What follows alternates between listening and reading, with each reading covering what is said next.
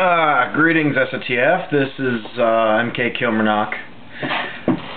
I got a few ideas, which is helpful for the topic, and the one that seemed to get the most support, aka the one with a second opinion, was John's topic, Outfoxed. A style versus realism topic might be good, he said. I was going to pick one at random until Mal seconded that notion.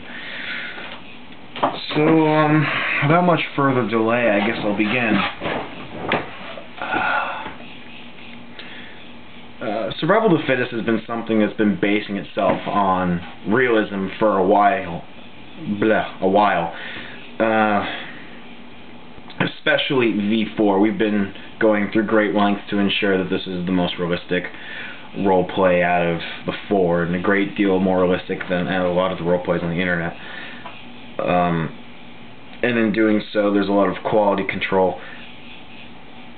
But something that realism has to be balanced against is style. Admittedly, and there does have to be a balance, because let's face it, real life is boring. You know that phrase that sometimes real life is stranger than fiction? Yeah, it's true.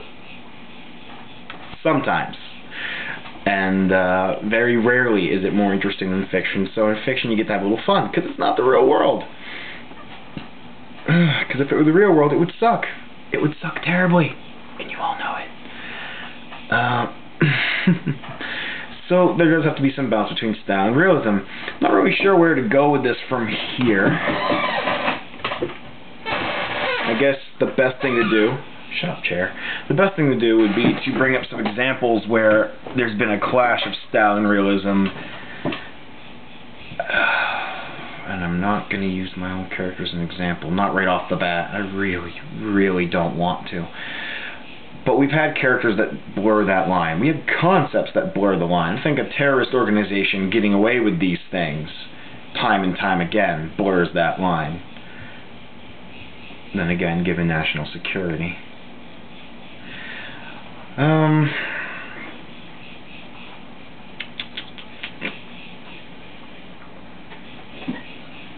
Fuck it, I guess I am gonna have to use my own character for once.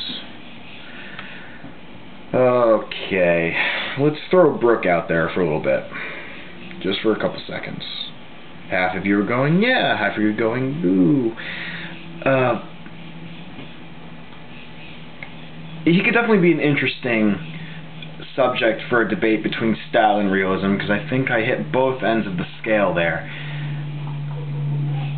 Take for instance when a student first wakes up on the island.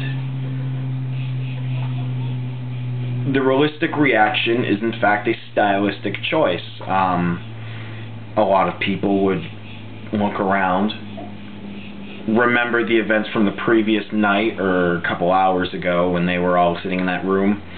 A lot of people may not have been here for this, but when V4 started and they're all in that room with the little video going, and the terrorists with the weapons, and all the students are tied up in their chairs, and the teachers getting shot and all that fun stuff, when they remember that, most of them are probably going to wet themselves, or and they're just going to be scared shitless. Anyone will be scared shitless. You're on an island full of people that you now have to kill, who are now probably out to kill you, and you don't know. You don't know how much this has affected them. But we have to take some stylistic liberties, or everyone would be the same. If this were all the way over on the realistic scale, and yes, this is a point for debate, but I don't want to debate it. Everyone would probably have the same reaction. Everyone would be all, oh God, oh God, oh God, what do I do? In fact, I had a conversation with an old friend from mine from high school when I was pulling a night shift in the convenience store where I used to work, and she went to Norwich Academy in Vermont. I don't know if any of you know where that is.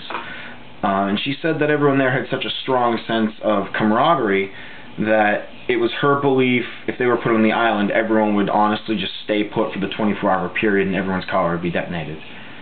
That is her understanding. I can't exactly refute this because I don't know anyone from Norwich.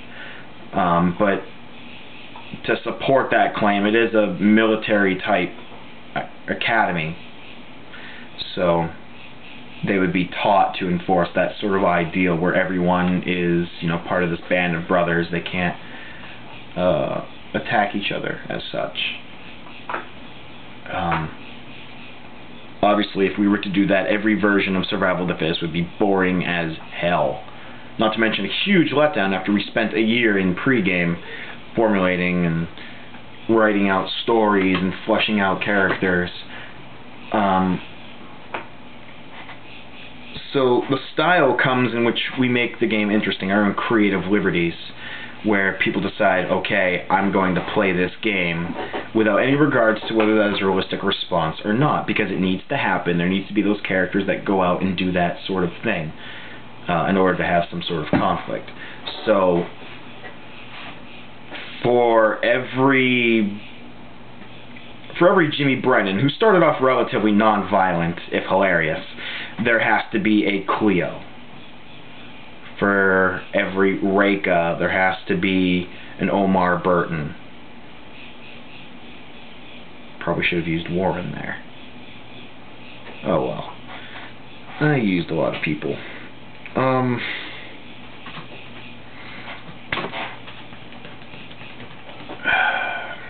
Of course, I just had another brain fart. This is what happens when I drink one of these puppies and then decide, hey, let's do the video cast. It's a good idea. No way am I slowly murdering my brain.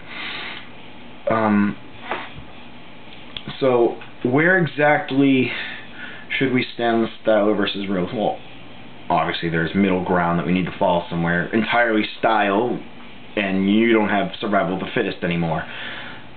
You just have some battle royale roleplay with every anime-ish character out there. Awesome McCool name who dual wields katanas and catches bullets in his teeth and shoots lightning out of his dick. And then all the way on the realism scale, we're just writing a terrible tragedy where everyone gathers around a campfire going, oh my god, we're all going to die, and then the collars all explode. But I'd say we do a pretty good job in balancing those. Everyone has realistic thoughts, realistic actions, but we just have to stir things up with a bit of, again, artistic or creative liberty to make sure that there is a well-spun story, conflict on multiple levels, whether it be inner relationship or straight up killing someone. And you do need all three layers of that conflict, or else you have sort of a hollow story. And we do pretty good with the violence, the interpersonal conflict of aggression. But the other two are just as important. The other two fall more under the realism side. Everyone's going to have that sort of, do I kill because if I kill I have a chance at living, or do I not kill because starting to kill is a very hard thing to do. In the immortal words of Solid Snake, he said something to the effect of, killing is one of those things that gets easier the more you do it. If you've never done it before, it's hard. I should know. I've been trying to kill my roommates for 5 years. I've never managed. Your number's up, Sean. Don't point your knife at me, mister. No dessert for a week. It's just one of those things that... you know what I'm saying. I'm not really sure where else there is left to talk about. I guess I could summarize this. A style versus realism topic. Well, they're both necessary. Entirely style is bad. Entirely realistic with absolutely no thought given towards the story, where things can be spiced up reasonably, is bad. And I'd say we've had a pretty good mix of the two.